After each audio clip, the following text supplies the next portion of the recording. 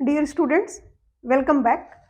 OSSC JE का जो 2019 में नोटिफिकेशन आया था, उसका एग्जाम ऑनलाइन कंडक्ट हुआ था और 3 शिफ्ट में हुआ था। इसका फर्स्ट शिफ्ट का क्वेश्चन पेपर हम सोल्व कर चुके हैं। आज हम इसमें शिफ्ट 2 जो थी उसका क्वेश्चन पेपर है वो सोल्व करेंगे।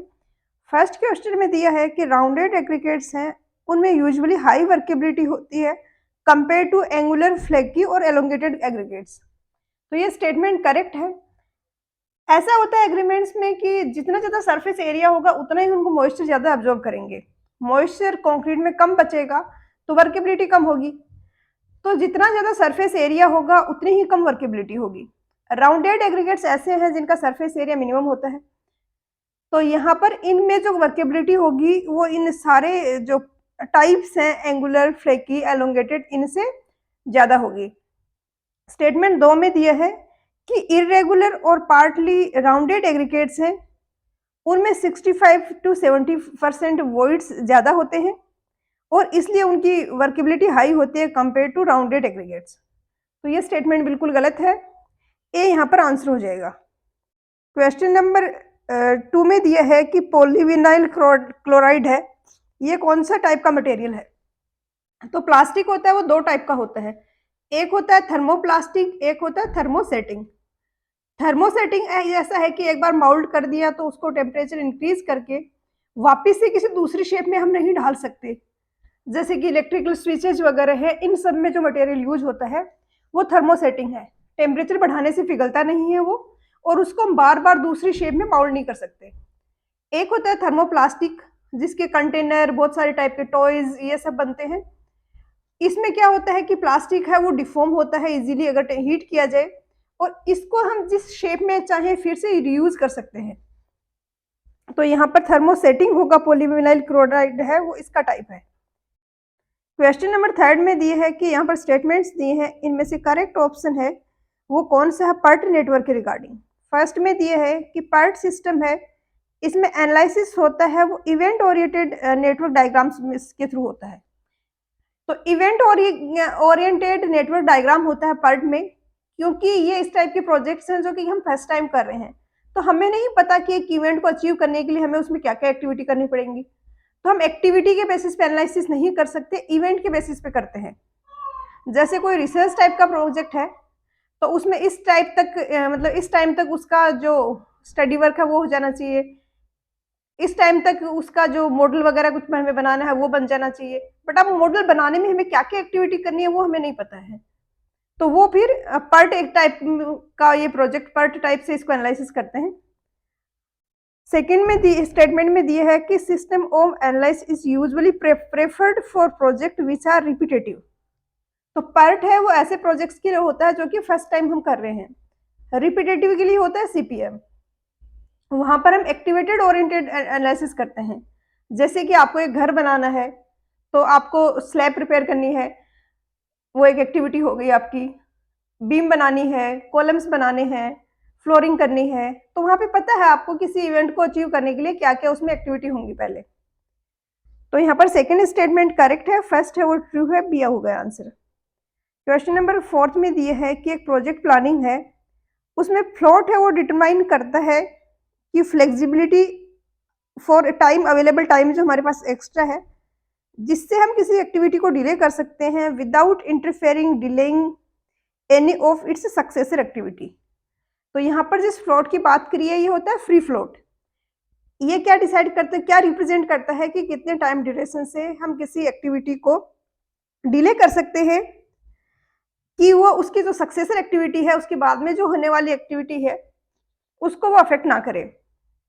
एक होता है इंडिपेंडेंट फ्लोट। इंडिपेंडेंट फ्लोट ये रिप्रेजेंट करना है कि अर्ली स्टार्ट डेट है जो सक्सेसिंग एक्टिविटी का वो अफेक्ट नहीं होना चाहिए। टोटल फ्लोट डिपेंड करता है कि प्रोजेक्ट कंप्लीशन टाइम है वो अफेक्ट नहीं होना चाहिए। वो ड्यूरेशन जिससे हम एक्टिविटी को डिले कर सकते हैं कितनी भी अमाउंट से कि उस का जो प्रोजेक्ट कंप्लीशन टाइम है वो अफेक्ट ना हो, तो वो अमाउंट ऑफ टाइम है वो टोटल फ्लोट है। तो यहाँ पर फ्री फ्लोट हो गया। क्वेश्चन नंबर 5 में दिए है कि पॉसिबल फ्लूइड फ्लो कौन सा है, ऑप्शंस में दिए हैं उनमें। तो ये एक इक्वेशन होती है जो कंटिन्यूटी की इक्वेशन होती है। तो जो भी फ्लूइड फ्लो इसको सेटिस्फाई करेगा वो पॉसिबल केस ऑफ फ्लो होगा। Del u upon del x plus del v upon del y is equal to 0। अब फर्स्ट वाले में निकालेंगे हम, del u by del x निकालेंगे तब तो वाई आ जाएगा, और यहाँ पर इसको अगर करेंगे del v upon del y निकालेंगे तो हम x को तो कांस्टेंट मानेंगे, वाई स्क्वायर को डिफ्रेंशिएट करेंगे तो 2y आएगा, तो एक्स स्क्वायर इंटू 2y आएगा। दोनों को ऐड करने पे 0 नहीं आ रहा है। सेकंड वाले में देखें तो फर्स्ट को करेंगे तो 1 आएगा, v वाली को करेंगे तो -1 आएगा, तो यहाँ पर दोनों को ऐड करने में 0 आ रहा है, तो ये करेक्ट आंसर होगा। क्वेश्चन नंबर 6 में दिया है कि सेंट्रीफ्यूगल पंप और टरबाइन है उनमें कैविटेशन अक्कर ना हो, इसको चेक करने के लिए हम थोमा कैविटेशन फैक्टर सिग्मा है वो कैलकुलेट करते हैं। सिग्मा और क्रिटिकल कैविटेशन फैक्टर है, इनमें क्या रिलेशन होना चाहिए कि कैविटेशन का इश्यू है वो ना क्रिएट हो। तो सबसे पहले तो आपको ये पता होना चाहिए कि कैविटेशन क्या होता है। जैसे कि आपके पास वाटर है, आप उसको हीट करके उसको वेपोराइजेशन करा सकते हो, एटमॉस्फेरिक टेम्परेचर पे ही वो वेपर में कन्वर्ट हो जाएगा अगर आप टेम्परेचर बढ़ाओ तो। सेम वेपोराइजेशन एक इस तरीके से भी हो सकता है कि हम प्रेशर को कम कर दें, जितना हम प्रेशर को कम करेंगे कम टेम्परेचर ही वेपोराइजेशन स्टार्ट हो जाएगा। तो अगर हमारे पाइप में, पंप में, टरबाइन में जहां पर भी फ्लो हो रहा है, कोई एक ऐसा पॉइंट है जहां पर प्रेशर बहुत ही कम हो गया है, तो नॉर्मल टेम्परेचर पे ही वेपोराइजेशन स्टार्ट हो जाएगा, यानी लिक्विड है वो वेपर की फॉर्म में कन्वर्ट हो जाएगा। फिर वो जैसे जैसे आगे मूव करेगा कहीं पर हाई प्रेशर की जोन में जाके फिर वो जो बबल्स बनी है वो कोलैप्स हो जाएंगी। तो ये इश्यू होता है कैविटेशन। अब इसको प्रिवेंट करने के लिए ये अक्कर ना हो, इसके लिए हम थोमा कैविटेशन फैक्टर कैलकुलेट करते हैं, जिसका फॉर्मूला होता है H A minus H V P minus H S upon H.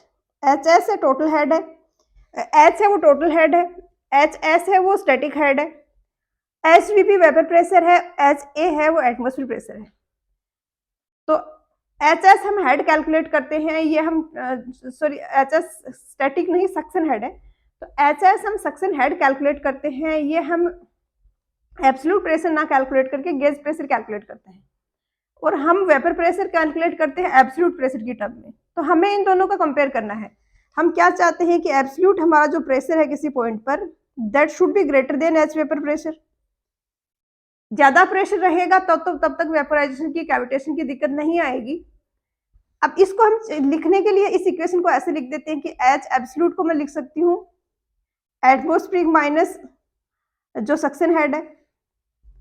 Suction head क्या है, जैसे पंप आपका यहाँ पर लगा है और यहाँ पर आपका पानी है, तो पंप क्या करेगा, यहाँ से इसको उठाएगा और यहाँ सप्लाई करेगा ऊपर, तो ये वाला हेड है सक्शन हेड होता है जितने से उसको उठा रहा है, और यहाँ पर हेड है वो नेगेटिव होता है, सक्शन से ही पता चल रहा है। तो यहाँ पर हमें ध्यान रखना होता है कैविटेशन का।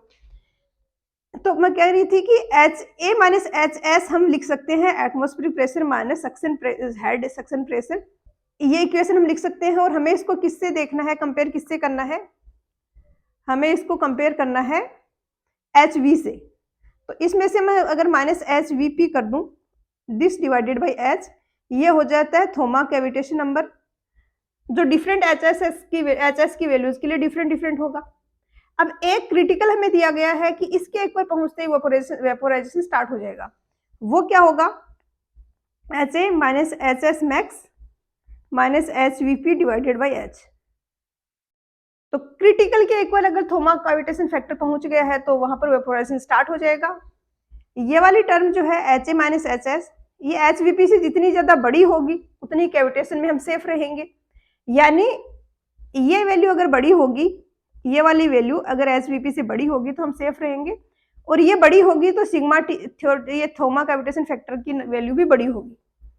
तो हम ये कंक्लूजन निकाल सकते हैं कि Thoma cavitation factor critical cavitation factor से ग्रेटर होना चाहिए, तो ही हमारा कैविटेशन का इश्यू नहीं आएगा।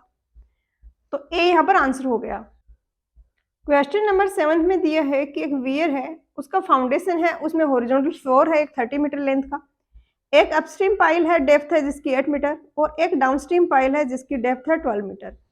तो ये यहाँ पर फ्लोर है, ये डेप्थ है 12 मीटर, ये वाली डेप्थ है 8 मीटर। यहाँ पर अब अगर आपने ब्लिग्स थ्योरी पढ़ी होगी तो आपको पता होगा कि यहाँ पर जो फ्लो होगा वो इस तरीके से होगा, वाटर का सीपेज फ्लो होगा, वो इस तरीके से होगा, क्योंकि इसको क्रॉस तो कर नहीं पाएगा पाइल को, क्योंकि ये तो कंक्रीट का बना हुआ स्ट्रक्चर है और परमेबल नहीं है। तो वाटर है वो इस तरीके से इसके अलोंग अलोंग ऐसे पास होगा, ऐसा ब्लिग्स ने थ्योरी दी थी। अब इस तरीके से अगर पास हो रहा है तो टोटल कितनी डिस्टेंस ट्रेवल करनी पड़ रही है? 16, तो यहाँ पर 8 + 8, 30 का ये फ्लोर है, और 12 + 12 24 यहाँ पर, तो ये दोनों का मिला के हो गया 40 + 30 70 मीटर आ गया टोटल। तो ए आ जाएगा आंसर। क्वेश्चन नंबर 8 में दिया है कि यहाँ पर जो स्टेटमेंट्स दिए हैं इनमें से कौन सा करेक्ट है। फर्स्ट में दिया है कि एल्कलाइन सॉइल्स हैं उनका हम रिक्लेमेशन केमिकल मेथड से कर सकते हैं, जिसमें कि हम जिप्सम जैसे केमिकल यूज करते हैं, उनको सॉइल में ऐड कर देते हैं ताकि जो एल्कलिनिटी उनकी है वो डिजायर्ड लेवल पे आ जाए, वो रिड्यूस हो जाए। तो ये स्टेटमेंट बिल्कुल सही है।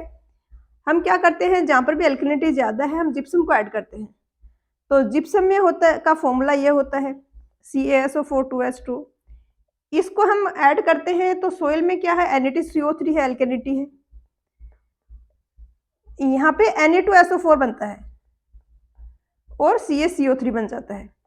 अब Na2CO3 जो कि हमारे लिए एल्कलिनिटी कॉज कर रहा था वो Na2CO4 की टर्म में कन्वर्ट हो गया, और ये क्या करता है, लीच आउट कर जाता है। बहुत सारा वाटर अगर फील्ड में डालेंगे तो इसमें घुल जाएगा, और फिर हम पानी को बाहर निकालेंगे तो ये हमारे जो सोइल है उसमें से बाहर निकल जाएगी एल्कलिनिटी। सेकंड में दिया है कि रिक्लेमेशन है, हम मैकेनिकल प्रॉपर्टीज जैसे कि ड्रेनेज को इम्प्रूव करके, लीचिंग करके, मैकेनिकल शैटरिंग करके, क्ले पान्स की स्क्रैपिंग करके, इन सब से भी कर सकते हैं। तो ये भी स्टेटमेंट करेक्ट है, डी यहाँ पर आंसर होगा।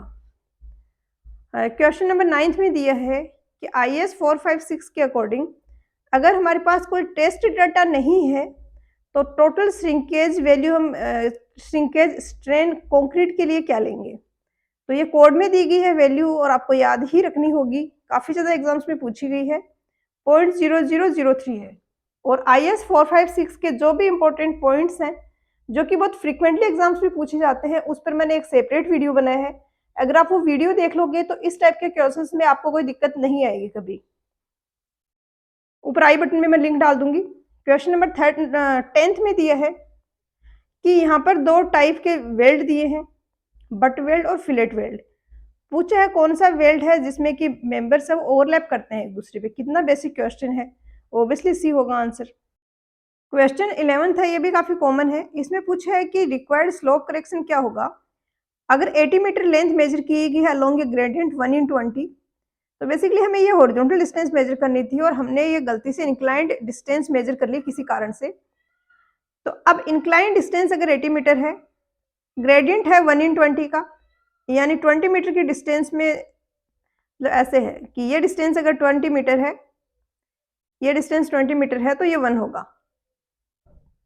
तो यहाँ पर 20 मीटर की डिस्टेंस में इंक्रीज हो रहा है, जो ये हो रहा है ये 1 का हो रहा है, 1 में होगा 1/20 और 80 में होगा दिस मल्टीप्लाई बाई 80, तो ये 4 आ जाएगा। यानी यहाँ पर जो h है इसकी वैल्यू होगी 4 मीटर। तो फॉर्मूला हो जाएगा h²/12। ये आपको याद रखना है फॉर्मूला। अब इसमें अगर आप वैल्यूज रखोगे तो h की जगह 4 रखोगे, 4 × 4 डिवाइडेड बाई 80 × 2, तो 4 का ये हो गया 20, ये आ गया 5, तो ये 1/10 आएगा। तो यहाँ पर आपका आंसर आ जाएगा वो 0.1 आ जाएगा, सी 0.1 मीटर, या फिर आप उसको सेंटीमीटर में कन्वर्ट करोगे तो 10 से में आ जाएगा। क्वेश्चन नंबर 12 है, इसमें दिया है कि एक मैग्नेटिक बीयरिंग एक लाइन ए बी है, उसकी 123 डिग्री 35 मिनट है, तो ट्रू बीयरिंग क्या होगी अगर मैग्नेटिक डिक्लिनेशन है 10 डिग्री 10 मिनट वेस्ट है। तो सबसे पहले तो इसमें आप ट्रू नॉर्थ और ट्रू साउथ ये बना लिए, ये ईस्ट हो गया, ये वेस्ट हो गया। अब मैग्नेटिक डिक्लिनेशन है 10 डिग्री 10 मिनट वेस्ट, यानी ट्रू नॉर्थ से वेस्ट की साइड में 10 डिग्री 10 मिनट के एंगल पे आपका मैग्नेटिक नॉर्थ होगा, और आपको बीयरिंग दी गई है मैग्नेटिक बीयरिंग, यानी आपका को 123 डिग्री 35 मिनट का जो एंगल दिया गया है ये इससे दिया गया है मैग्नेटिक नॉर्थ से। तो फॉर एग्जांपल ये लाइन ऐसे जा रही है, तो ये टोटल एंगल है 123 डिग्री 35 मिनट। आपको चाहिए ट्रू बेयरिंग। ट्रू बेयरिंग होगा सिर्फ ये वाला एंगल, तो इसमें से हम 10 डिग्री 10 मिनट माइनस कर देंगे, ये आ जाएगा आंसर। क्वेश्चन नंबर 13 में दिया है कि रिपेयर और किसी फाउंडेशन को स्ट्रेंथनिंग करना है हमें, तो एडिशनल फाउंडेशन वहाँ पे इंस्टॉल करते हैं ताकि एडिशनल डेप्थ और बेयरिंग कैपेसिटी है वो अचीव की जाए। तो ये टर्म अगर आपने सुनी होगी, तो एक तो अंडरपिनिंग होता है और एक होता है रैकिंग, या फिर एक और वर्ड होता है उसके लिए, I think shoring. Shoring, SHORING। Underpinning में क्या करते हैं, अगर फाउंडेशन को रिपेयर करना है तो टेम्परेरी हम स्ट्रक्चर को उस पर टिका देते हैं, टेम्परेरी फाउंडेशन बना के, ताकि हम फाउंडेशन को रिप्लेस या रिपेयर कर पाए। शोरिंग होता है कि आपका कोई बिल्डिंग है, वॉल स्ट्रक्चर है, इन सबको आपको रिप्लेस करना है, तो आप टेम्परेरी उसको सपोर्ट देते हुए वो जो टेक्निक है वो शोरिंग होती है। तो यहाँ पर इसका पूछा है तो अंडरपिनिंग होगा, डी हो जाएगा आंसर। ये यहाँ पर जो आप डायग्राम देख रहे हो, ये यहाँ पर देखो, ये छत है जो बिल्डिंग का स्ट्रक्चर है, उसको सपोर्ट दिया गया है इन कॉलम्स के थ्रू, तो ये शोरिंग है। और ये अंडरपिनिंग है कि ये फाउंडेशन था, उसके नीचे ये इस तरीके से दूसरे फाउंडेशन हमने बना दिया है टेम्परेरी, तो इसको अंडरपिनिंग बोला जाता है। क्वेश्चन नंबर 14 में दिया है कि यहाँ पर ऑप्शंस दिए हैं, इनमें से कौन सा जनरली यूज नहीं किया जाता as a binder material in oil paints. तो टर्पेंटाइल ऑयल है, ये तो आपने सुना होगा कि एज ए थिनर हम इसको यूज करते हैं, बाइंडर के जैसे नहीं यूज किया जाता है। एक यहाँ पर ऑप्शन दिया है रेजिन, तो रेजिन भी बाइंडर है, बाकी सारे भी बाइंडर हैं। बाइंडर का काम क्या होता है कि पिगमेंट पार्टिकल्स को ये होल्ड करके रखता है और जिस सरफेस पे हम पेंट कर रहे हैं उससे एडेशन प्रोवाइड करता है। तो यहाँ पर आंसर ऑप्शन बी हो गया। ये क्वेश्चन है, ये इजी था क्योंकि टर्पेंटाइल कॉमन थिनर है, आपको ये पता है, तो बाकी ऑप्शंस आपको नहीं भी पता है तो आप क्वेश्चन कर लोगे। क्वेश्चन नंबर 15 में दिया है कि पर्ट की फुल फॉर्म क्या होगी। तो पर्ट की फुल फॉर्म तो आपको पता होना चाहिए, प्रोजेक्ट इवैल्यूएशन रिव्यू टेक्निक होती है। 16 में दिया है कि अगर किसी पाइप और ट्यूब से फ्लो इस तरीके से हो रहा है कि वो टर्बुलेंट फ्लो है, तो रेनॉल्ड्स नंबर किस रेंज में होगा। तो रेनॉल्ड्स नंबर 4000 से ग्रेटर अगर है तो वहां पर वो टर्बुलेंट फ्लो की कैटेगरी में जाता है। 2000 से लेके 4000 के बीच में ट्रांजिशनल होता है, और 2000 से लेस होता है वो होता है लेमिनार। यहीं पर अगर हम ओपन चैनल फ्लो की बात करें तो ये 500 से नीचे लेमिनार होता है, 500 से 2000 ट्रांजिशनल होता है, और 2000 से ग्रेटर वैल्यू अगर हो रेनॉल्ड्स नंबर की तो टर्बुलेंट फ्लो होगा in the open channel. Question number 17 है, इसमें दिया है कि कौन सा रेनफॉल है जो कि वार्म मॉइस्चर है जिसके टोपोग्राफिक बैरियर्स के कारण ऊपर उठने के कारण होता है। अब इस टाइप के क्वेश्चंस हैं जो कि आप में डिफरेंशिएट करते हैं मार्क्स का। यहाँ पर देखिए ये क्वेश्चन इजी था, आंसर कर दिया, ये भी कर दिया। ये ऐसे वाले क्वेश्चंस हैं जहां पर आपको डिसाइडिंग होते हैं आपके सिलेक्शन के लिए। अब यहाँ पर अगर आपने पढ़ा होगा तो आपको पता तो होगा कि ओरोग्राफिक, कन्वेक्टिव, ये सारे होंगे, और आई थिंक जिस स्टूडेंट ने ये पेपर है जिसका, उसने भी पढ़ा है, क्योंकि मैंने पहले देखे हैं, इसने बहुत अच्छे से आंसर किए हैं। यहाँ पे दिक्कत क्या आई है, कंफ्यूजन यहाँ से क्रिएट हुआ है, lifting of warm moisture. Convective जो प्रेसिपिटेशन होता है वो भी लिफ्टिंग ऑफ वार्म मॉइस्चर के, वार्म एयर के कारण ही होता है कि अर्थ सरफेस के आसपास की जो एयर थी वो हीटअप हो गई, लाइट वेट हो गई, हीटअप होने के कारण वो ऊपर उठ गई। बट यहाँ पर आपको ध्यान देने वाली बात यह है कि टोपोग्राफिक बैरियर जो टर्म दी है, इसलिए ये यहाँ पर ओरोग्राफिक होगा। एयर है वो मूव कर रही है, बीच में इसमें यहाँ पर ये माउंटेन आ गया, अब ये क्रॉस तो कर नहीं सकती, ऑब्वियसली ऊपर उठेगी, ऊपर उठेगी तो इसमें कंडेंसेशन होगा और रेनफॉल अकर होगा। तो यहाँ पर बी होगा आंसर।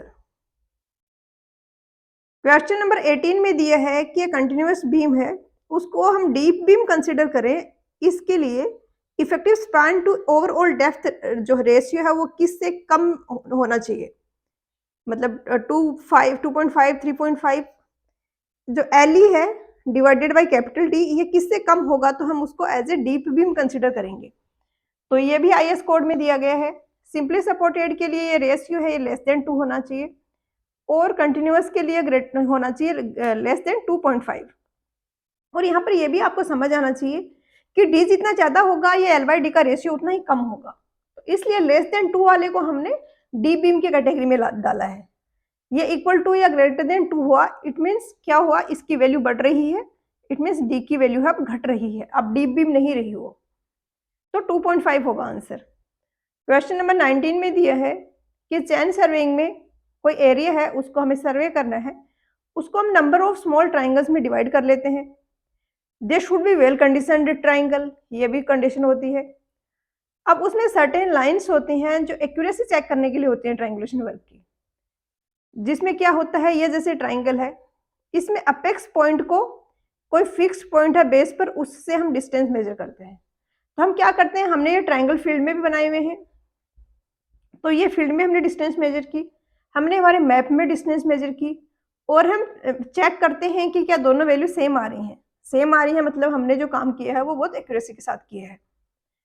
अब चेक लाइन के अलावा कौन कौन सी लाइन होती हैं, मेन लाइन होती है, टाई लाइन होती है, इनको भी देखते हैं एक बार।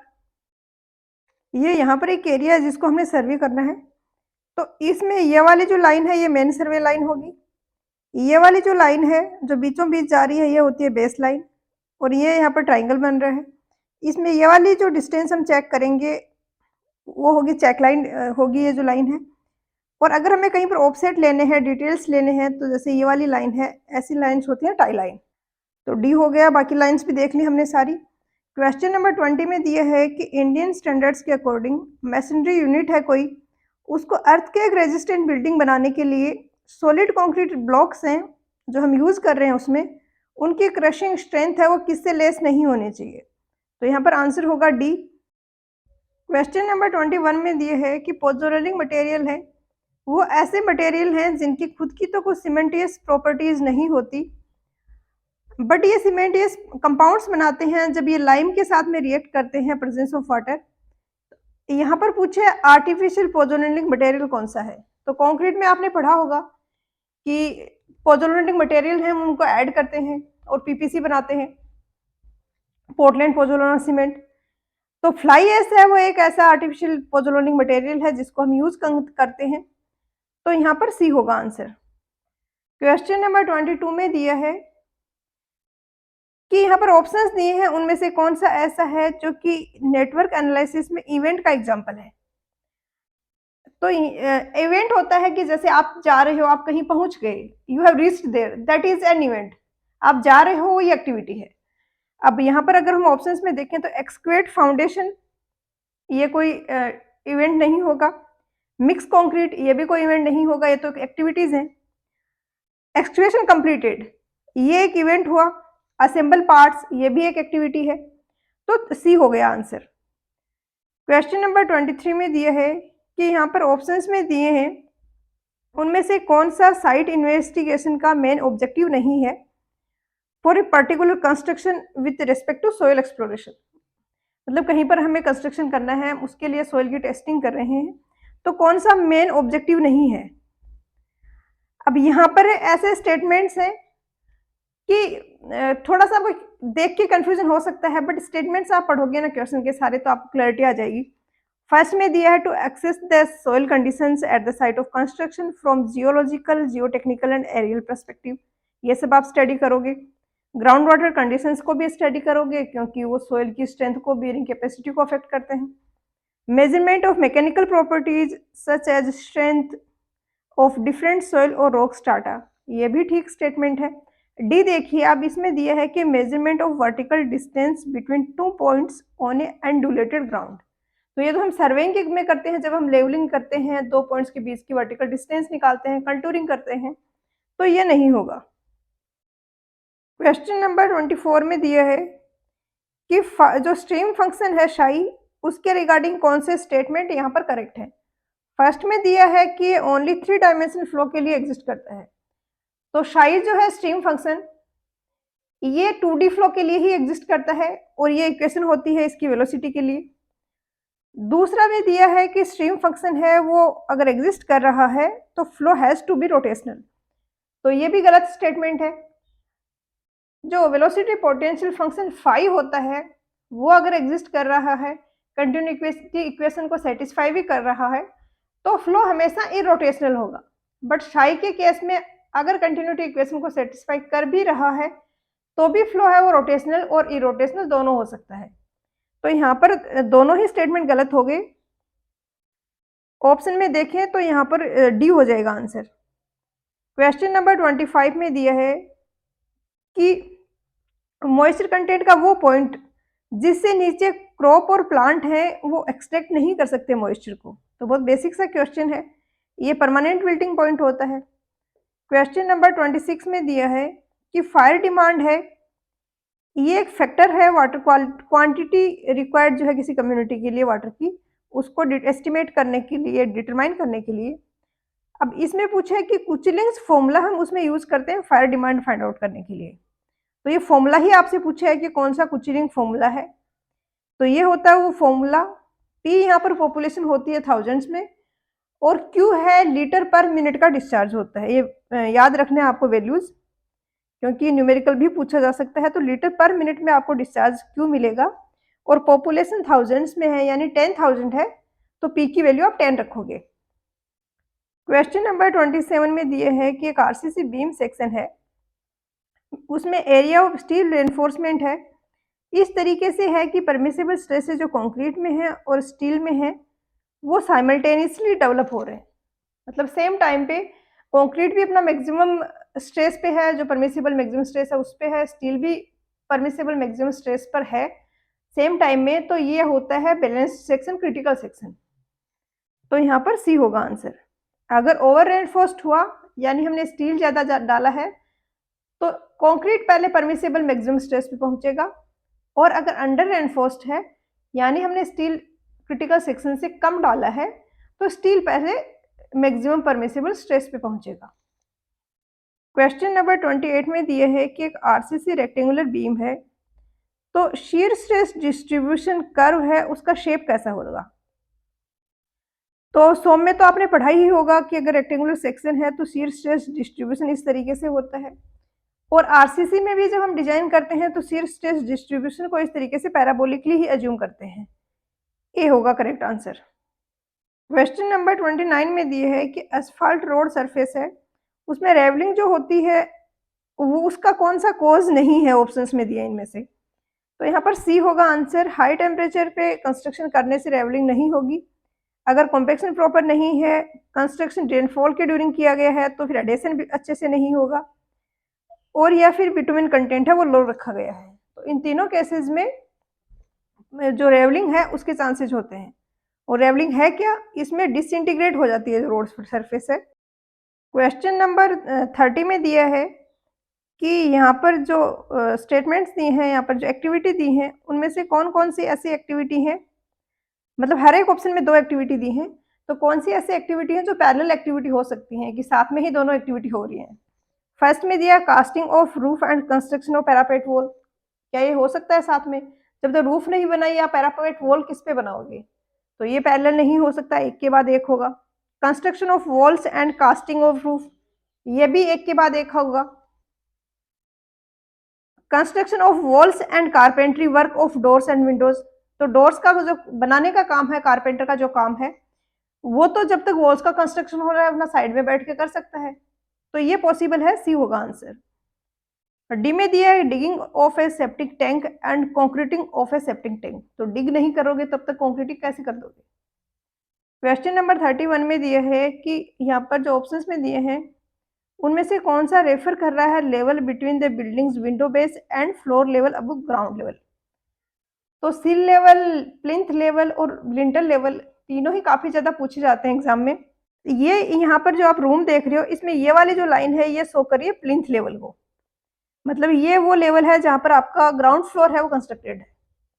उसके बाद ये वाली लाइन रिप्रेजेंट कर रही है सिल लेवल को। ग्राउंड सरफेस से यहाँ से इसकी जो फ्लोर से डिस्टेंस होगी वो होगा सिल लेवल। कौन सी लाइन होगी ये, जहाँ पर विंडो का बेस है, हॉरिजॉन्टल जो मेंबर है विंडो का वो है।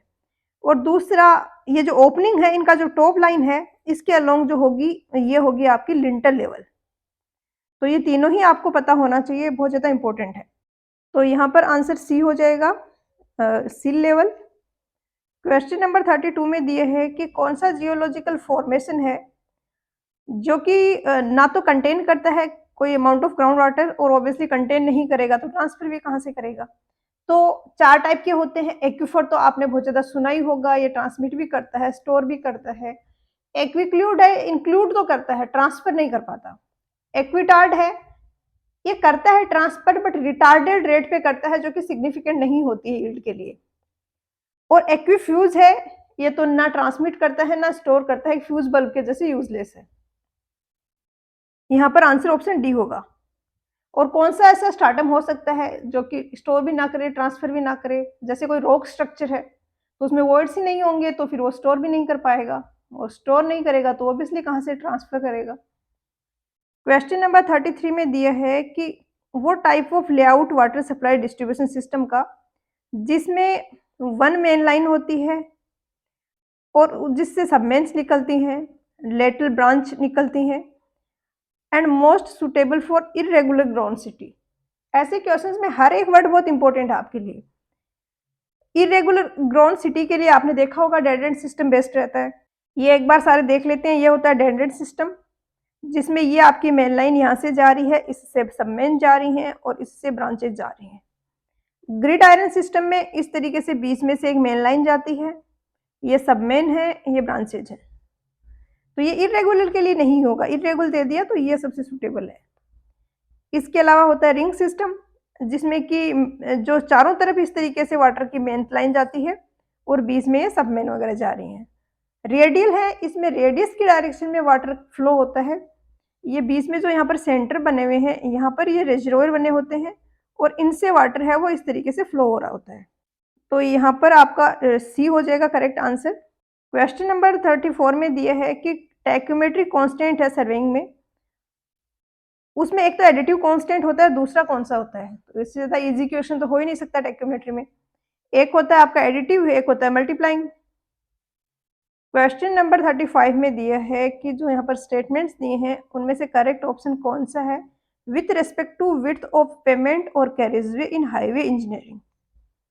फर्स्ट में दिया है कि विड्थ ऑफ द कैरेजवे है और विड्थ ऑफ द पेमेंट है, ये डिपेंड करता है नंबर ऑफ ट्रैफिक लेन्स कितनी है और एक ट्रैफिक लेन की क्या विड्थ है। बिल्कुल सही बात है, जितने ज़्यादा नंबर ऑफ ट्रैफिक लेन्स होंगी विड्थ उतनी ही ज़्यादा रिक्वायर्ड होगी, और हर एक लेन की विड्थ जितनी ज़्यादा होगी उतना ही ज़्यादा कैरेजवे टोटल विड्थ हमें रिक्वायर्ड होगी। सेकंड में दिया है कि width of traffic lane is usually depend on height of the vehicle and whether it is geared और नॉन गियर टाइप। तो आप खुद सोचिए, हाइट ऑफ जो व्हीकल है उससे कैसे रिलेट हो सकता है विड्थ? तो यहाँ पर ये स्टेटमेंट गलत हो गया, फर्स्ट है वो ट्रू है, बी होगा आंसर। क्वेश्चन नंबर 36 में दिया है कि यहाँ पर जो ऑप्शंस दिए हैं इनमें से इनडायरेक्ट ओवरहेड एक्सपेंसेस हैं वो कौन से हैं? तो ट्रेवल एक्सपेंसेस ऐसे हैं जो कि इनडायरेक्ट ओवरहेड कॉस्ट की कैटेगरी में जाएंगे, ये होगा आंसर। क्वेश्चन नंबर 37 में दिए है कि कोई रेजिडेंशियल बिल्डिंग है, उसका लिवेबल एरिया जो कारपेट एरिया है वो किसका 50 to 65% होता है? तो ये प्लिंथ एरिया का होता है और इन्होंने ऑप्शंस इतने इजी दिए हैं कि आपको कोई डाउट हो ही नहीं सकता। स्टेयरकेस एरिया, पोर्च, इनका तो नहीं होगा ऑब्वियसली, तो ए होगा आंसर। क्वेश्चन नंबर 38 में दिया है कि ऑप्शंस यहाँ पर जो दिए हैं इनमें से कौन सा इनकरेक्ट है with respect two factors consider selecting the material for sewer pipe. तो कौन सा क्राइटेरिया मतलब हमें नहीं चाहिए, कौन सा ऐसा क्राइटेरिया नहीं है ऑप्शंस में दिए हैं जिनमें से अगर हमें सीवर पाइप का मटेरियल चूज करना है? तो फर्स्ट में क्या दिया, material selected should be highly pervious. तो परवियस में हम सीवर को कैसे, परवियस मटेरियल की सीवर हम कैसे बनाएंगे? उसमें तो लीकेज हो जाएगा वेस्ट वाटर का, तो यही हो जाएगा आंसर। बी में दिए है कि मटेरियल कोरोजन रेजिस्टेंस होना चाहिए, स्मूथ इंटीरियर सरफेस होनी चाहिए ऑब्वियसली, और सीवर है वो लेस स्पेसिफिक वेट होना चाहिए ताकि उसको कैरी करना इधर उधर इजी पड़े। क्वेश्चन नंबर 39 में दिए है कि एक फिक्स्ड बीम है ए बी, इस तरीके से ये ए बी एक फिक्स्ड बीम है, एल है इसकी लेंथ है, इस पर एक यूडीएल लग रहा है और हमसे पूछा है कि अगर फ्लेक्सर रिजिडिटी ई आई कॉन्स्टेंट है तो डिफ्लेक्शन क्या होगा सेंटर ऑफ द बीम पर। तो ये तो फॉर्मूला है, आपको याद रखना होगा और ये फॉर्मूला आप उससे भी रिलेट करके याद रख सकते हो। इसी तरीके से अगर ये फिक्स्ड एंड ना होकर सिंपली सपोर्टेड बीम होती तो यहाँ पर 5/384 WL raise to power 4 upon EI इतना डिफ्लेक्शन आता सेंटर पर। अब ये फिक्स्ड बीम है तो उससे कम आएगा, कितना कम आएगा, इसका 1/5 आएगा। तो ये 5 5 कैंसिल होके बी आ जाएगा आंसर। क्वेश्चन नंबर 40 में दिया है कि यहाँ पर जो शेप दी है, डिफरेंट शेप दिए गए हैं कैम्बर के ऑप्शंस में, तो कौन सा प्रेफर्ड होगा सीमेंट कंक्रीट पेमेंट के लिए। तो अगर आपने पढ़ा हो हाईवे में तो आपको पता होगा कि सीमेंट कंक्रीट हाईवे होता है, उसका पैराबोलिक वाला देना डिफिकल्ट होता है कैम्बर, तो वहां पर स्ट्रेट लाइन वाला दिया जाता है इस तरीके से। और जो दूसरा होता है बिटुमिन वाला, उसमें पैराबोलिक प्रेफर किया जाता है। तो यहाँ पर आंसर है वो ऑप्शन सी होगा। क्वेश्चन नंबर 41 में दिया है कि हम एडिशनल विड्थ प्रोवाइड करते हैं कैरिजवे में जहाँ पे कर्व सेक्शन होता है, और हम उसको एक्स्ट्रा वाइडनिंग बोलते हैं। तो ये एक्स्ट्रा वाइडनिंग जो होती है, इसको हम दो पार्ट्स में डिवाइड करते हैं इस एडिशनल विड्थ को। तो वो पार्ट एक्स्ट्रा विड्थ का जो कि हम ड्राइवर की जो साइकोलॉजिकल टेंडेंसी होती है कि कर्व पे अगर ट्रेवल कर रहे हैं तो वो थोड़ा सा एज से दूर की तरफ रखेगा व्हीकल को, तो इसके लिए जो वाइडनिंग देते हैं वो कौन सी है, तो ये साइकोलॉजिकल वाइडनिंग है। क्वेश्चन नंबर 42 में दिया है कि डिफरेंट आईएस कोड दिए हैं, हमसे पूछा है कौन सा कोड है वो किससे रिलेवेंट है। तो IS 3451917 ये ब्रिक्स से रिलेटेड है। फर्स्ट वाला जो है ये है आपका ब्रिक्स से रिलेटेड 2 वाले से। देन IS 432 है, ये माइल्ड स्टील और मीडियम टेंसाइल स्टील के जो बार्स और हार्ड ड्राउन वायर्स होते हैं कंक्रीट के वर्क में, जो हम इनको यूज करते हैं, मतलब रेनफोर्समेंट वर्क में हम इनको यूज करते हैं। और IS 269 है, ये वाला रिप्रेजेंट करता है ऑर्डिनरी पोर्टलैंड सीमेंट को। और 383 1970 है, ये एग्रीगेट्स के लिए है। तो यहाँ पर अगर हम इनको मैच करें तो ऑप्शंस में जो डी दिया है ये करेक्ट हो जाएगा। क्वेश्चन नंबर 43 में दिया है कि यहाँ पर जो स्टेटमेंट्स दिए हैं असर्शन और रीजन, इनमें करेक्ट आंसर हमें चूज करना है। फर्स्ट में दिया है कि लाइम मोटार है, ये यूजुअली कंसिडर किया जाता है चिमनी के कंस्ट्रक्शन के लिए सूटेबल, हम इसको कंसिडर करते हैं। और आर में दिया है कि कंटिन्यूड स्ट्रेंथ जो होती है लाइम मोटार की, वो बहुत ही लॉन्ग पीरियड तक डेवलप होती रहती है।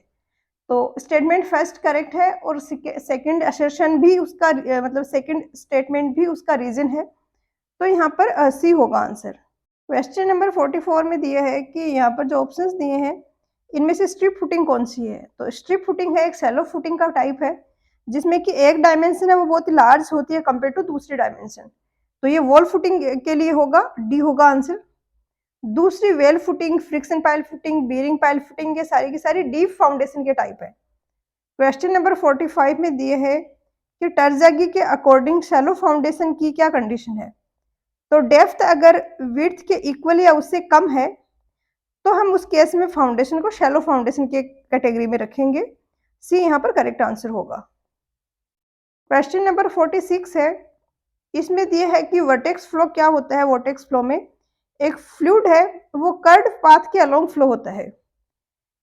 तो पूछा है कि ऑप्शंस में जो डिफरेंट टाइप ऑफ फ्लो दिए हैं इनमें से फ्री वर्टेक्स फ्लो कौन सा है, कौन सा नहीं है मतलब। तो जहां पर भी एक्स्ट्रा हम कोई फोर्स लगा रहे होते हैं वहां पर फ्लो होता है वो फोर्स्ड वर्टेक्स फ्लो होता है। और अगर हम एक्सटर्नल कोई फोर्स कोई टॉर्क नहीं लगा रहे हैं वहां पर जो फ्लो हो रहा होता है फ्रीली, वो फ्री वर्टेक्स फ्लो होता है। जैसे कि वॉश मशीन है, उसमें जो फ्लो होगा पानी का वो फ्री वर्टेक्स के जैसे होगा। कोई कंटेनर है उसके बॉटम में होल कर दिया है तो उसमें भी फ्लो होगा, वो फ्री वर्टेक्स फ्लो होगा। सेंट्रीफ्यूगल पंप, टरबाइन, इनमें क्या होगा कि हम एक्सटर्नल टॉर्क लगाते हैं, जो इम्पेलर होता है उसको हम रोटेट करा रहे होते हैं एक एक्सटर्नल टॉर्क लगा के। तो इसके कारण इसमें जो भी फ्लो होता है टरबाइन और पंप में, वो दोनों ही फोर्स्ड वर्टेक्स होते हैं। तो यहाँ पर करेक्ट आंसर है वो ए बी होगा, और इसी के साथ में डी भी होगा, क्योंकि डी भी फोर्स्ड वर्टेक्स का ही टाइप है। क्वेश्चन नंबर 47 में दिए है कि फ्लूइड फ्लो है, उसको हम कंप्रेसिबल और इनकंप्रेसिबल डिसाइड करते हैं मैक नंबर पे बेसिस पे। हमसे पूछा है कि इनकंप्रेसिबल की कैटेगरी में हम उसको कब रखेंगे। तो अगर मैक नंबर लेस देन 0.3 है तो वो इनकंप्रेसिबल होगा। आपको याद रखनी होगी वैल्यू, बी होगा यहाँ पर आंसर। क्वेश्चन नंबर 48 में दिए है कि वाटर का जब ट्रीटमेंट करते हैं तो क्लोरीन है वो ब्रेक पॉइंट के बियॉन्ड हम ऐड करते हैं। तो इसको क्या बोलेंगे? तो ये सुपर क्लोरिनेशन होता है। आपने अगर पढ़ा हो तो आपको सारी टर्म्स पता होंगी। प्री क्लोरिनेशन में क्या होता है कि सारे ट्रीटमेंट स्टार्ट करने से पहले इनिशियली ही हम क्लोरिनेशन कर देते हैं, क्लोरीन ऐड कर देते हैं। पोस्ट क्लोरिनेशन है कि स्क्रीनिंग, फिल्ट्रेशन वगैरह सारा प्रोसेस, सारा ट्रीटमेंट के डिफरेंट जो प्रोसेस हैं वो कंप्लीट होने के बाद में हम इसका ये क्लोरीन ऐड करते हैं। तो डी आंसर हो गया। क्वेश्चन नंबर 49 में दिया है कि वाटर ट्रीटमेंट प्लांट के रिस्पेक्ट में एमपीएन इंडेक्स क्या रिप्रेजेंट करता है? तो जो कोलीफॉर्म बैक्टीरिया है उनकी प्रेजेंस एब्सेंस फाइंड आउट करने के लिए हम एमपीएन इंडेक्स का टेस्ट करते हैं। एमपीएन यहाँ पर रिप्रेजेंट करता है मोस्ट प्रोबेबल नंबर, तो यहाँ पर सी होगा आंसर। क्वेश्चन नंबर 50 में दिए है कि यहाँ पर जो ऑप्शंस दिए हैं इनमें से कौन सा एडवांटेज नहीं है फिक्स्ड बीम का ओवर ए सिंपली सपोर्टेड बीम? तो सिंपली सपोर्टेड बीम इस तरीके से होती है, फिक्स्ड बीम ऐसे होती है, सपोर्ट्स होते हैं वो फिक्स होते हैं। स्लोप, डिफ्लेक्शन दोनों ही इस वाले में कम होंगे। आपने अगर फॉर्मूले याद किए हैं तो मैथमेटिकली भी आपने देखा होगा कि इसमें जो पॉइंट लोड के लिए जो डिफ्लेक्शन आता है सेंटर पे, उसका 1/4 ही डिफ्लेक्शन आएगा फिक्स्ड बीम में। यूडीएल के लिए इसके में जो डिफ्लेक्शन आता है उसका 1/5 ही डिफ्लेक्शन आता है फिक्स्ड बीम में। इसी के साथ में आपको ये भी पता होगा कि सिंपली सपोर्टेड बीम है तो ऐसे होगा, इसमें डिफ्लेक्शन इस तरीके से डिफ्लेक्ट होगी, तो सपोर्ट्स पे स्लोप आएगा, बट फिक्स्ड बीम में सपोर्ट्स पे कोई भी स्लोप नहीं आएगा। इस तरीके से जाएगी बीम, ऐसे जाएगी। अब स्टेटमेंट देखें तो for the same bending maximum deflection of a fixed beam is less than that of A simply supported beam. ये बिल्कुल सही स्टेटमेंट है। सेकंड में दिया है कि सेम लोडिंग के लिए फिक्स्ड बीम है सब्जेक्टेड होती है लेसर मैक्सिमम बेंडिंग मोमेंट, तो मैक्सिमम बेंडिंग मोमेंट भी इसमें जो आएगा वो कम आएगा, क्योंकि यहाँ पे एंड्स पे भी इसमें कुछ मोमेंट आ रहा है। इसके कारण सेंटर पे जो मैक्सिमम वाला बीम मतलब बेंडिंग मोमेंट होता था उसकी वैल्यू कम होगी। दूसरा यहाँ पर सी में दिया है कि बोथ एंड्स पे जो स्लोप होगा फिक्स्ड बीम में वो मैक्सिमम होगा, तो ये स्टेटमेंट इसने गलत दे दिया। इन दोनों एंड्स पे तो यहाँ पर कोई भी स्लोप नहीं आएगा, तो सी हो गया आंसर। क्वेश्चन नंबर 51 में दिया है कि यहाँ पर स्टेटमेंट्स दिए हैं, इनमें से करेक्ट ऑप्शन कौन सा है? फर्स्ट में दिया है कि effective depth of A T beam वो क्या होगा? Distance between the top of the flange and bottom of the wave. ये ऐसे होती है टी बीम, इसको हम फ्लेंज बोलते हैं और इसको हम वेव बोलते हैं।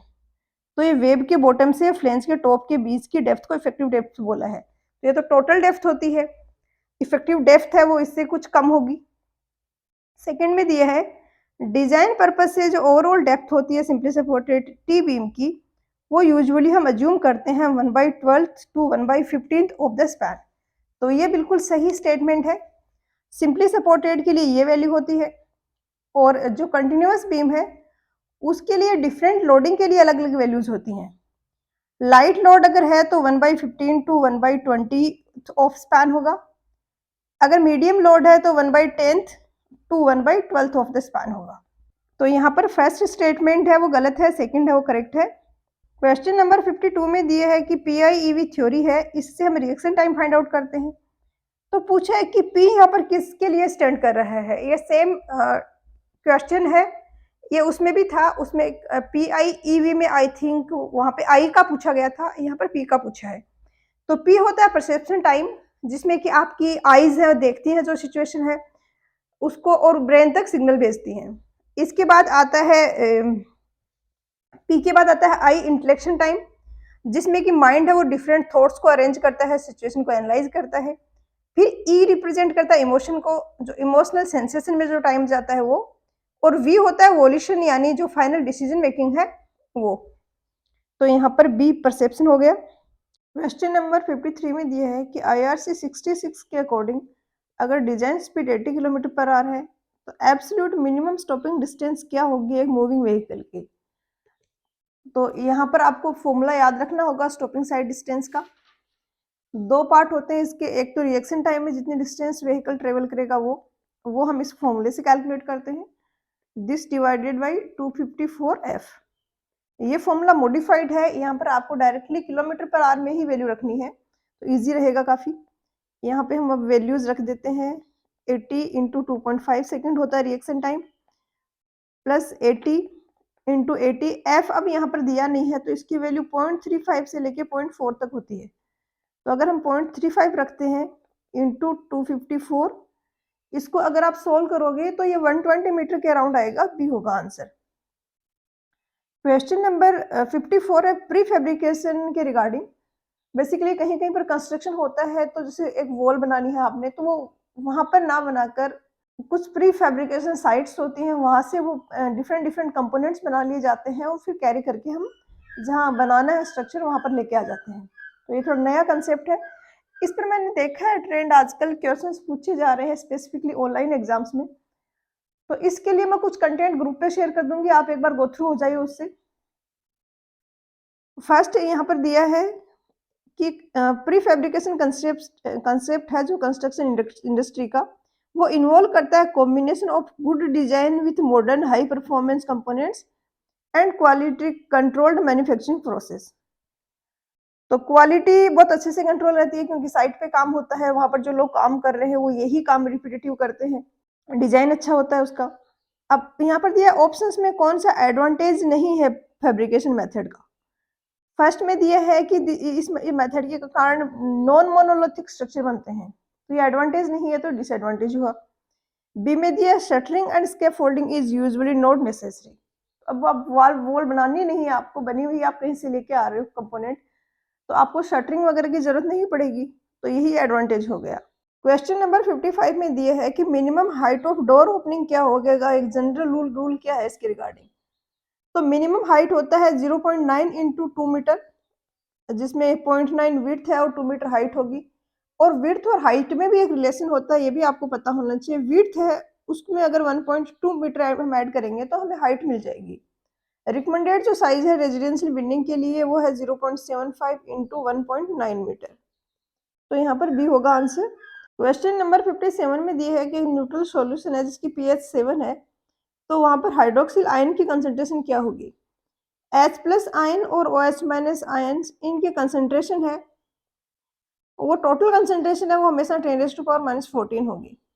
अगर इसमें ये भी 10⁻⁻7 है, ये भी 10⁻⁻7 है, तो ये न्यूट्रल सॉल्यूशन होगा। अगर इसमें ये है, ये 10⁻10 है, तो दूसरा 10⁻4 होगा। जो क्वेश्चन में हमें दिया है वो न्यूट्रल सॉल्यूशन है, तो 10⁻7 होगा यहाँ पर आंसर। क्वेश्चन नंबर 57 में पूछा है कि प्रिज्मेटिक कंपास है उसका लिस्ट काउंट क्या होगा। तो आपने अगर इंस्ट्रूमेंट देखा होगा तो आपको पता होगा, इसमें ऐसे होती है रीडिंग, जैसे ये 310 है और ये यहाँ पर 320 है, 20 है, इसके बीच में एक तो बड़ा ग्रेजुएशन होता है और इस तरीके से इसमें स्मॉल स्मॉल ग्रेजुएशन होते हैं। ये 10 है तो ये 305 होगा। अब 310 और 305 के बीच में जो है पोर्शन, उसमें 10 ग्रेजुएशन होते हैं, इस तरीके से 10 मार्क किए होंगे। अगर यहाँ पर है तो रीडिंग 311 होगी, इसके बीच में अगर रीडिंग है, यहाँ पर अगर रीडिंग आ रही है तो ये रीडिंग होगी 310.5।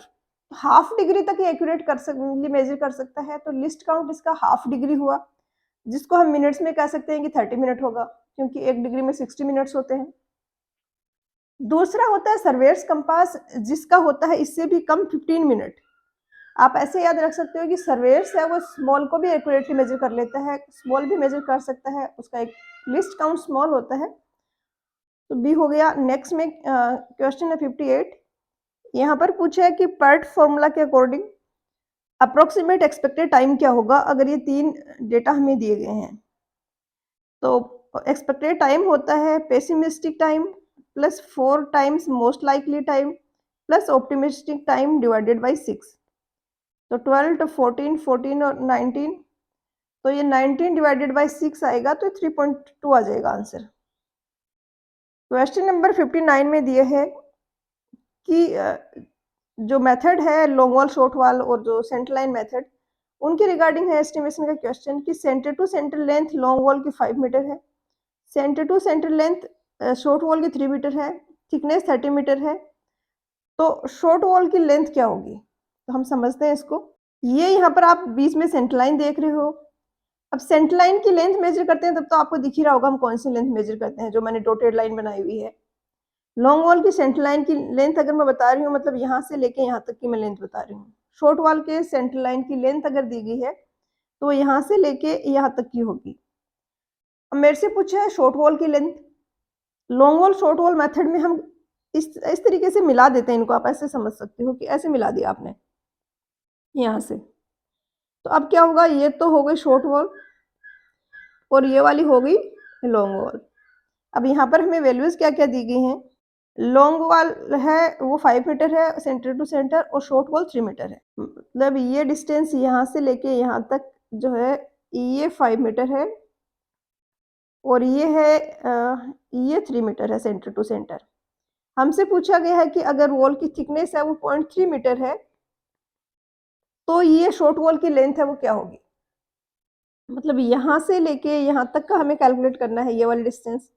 तो ये कैलकुलेट करने के लिए हाफ ऑफ द विड्थ हम यहाँ से डिडक्ट करेंगे क्योंकि 3 मीटर तो मेरी सेंटर टू सेंटर वाली है।